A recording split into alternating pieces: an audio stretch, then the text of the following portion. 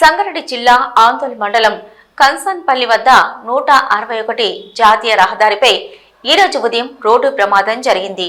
నారాయణఖేడ్ నుంచి జోగిపేట వైపు వస్తున్న ఆర్టీసీ బస్సు కన్సన్పల్లి వద్దకు రాగానే అదుపు తప్పి జాతీయ రహదారిపై ఉన్న డివైడర్ ను స్పీడ్ గా ఢీకొట్టి డివైడర్ పైకి ఎక్కి కొంత దూరం బస్సు అలాగే దూసుకెళ్లి ఆగింది. బస్సులో సుమారు 60 మందికి పైగా ప్రయాణికులు ఉండగా వీరిలో 20 మంది వరకు గాయాలు అయినట్టు తెలిసింది. మిగతా వారు సురక్షితంగా బయటపడ్డారు. గాయపడిన వారిని జోగిపేట ప్రభుత్వ ఆసుపత్రికి తరలించారు. ఇక విషయం తెలుసుకున్న జోగిపేట ఎస్ఐ పాండు సంఘటన స్థలానికి వెళ్లి ప్రమాదం జరిగిన తీరును పరిశీలించారు.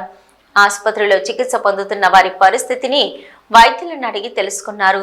ప్రమాదంలో గాయపడ్డ వారిలో అంబదాస్, అనిల్, సుజాత, మంజుల, ముకుందరావు, లావణ్య, హనుమంతు, శ్యామల, తనుశ్రీ, అంజమలకు గాయాలైనట్టు తెలిపారు. డ్రైవర్ అజాగ్రత్తగా అతివేగంగా నడపడం వల్లనే ఈ ప్రమాదం జరిగిందని ప్రయాణికులు చెప్తున్నారు.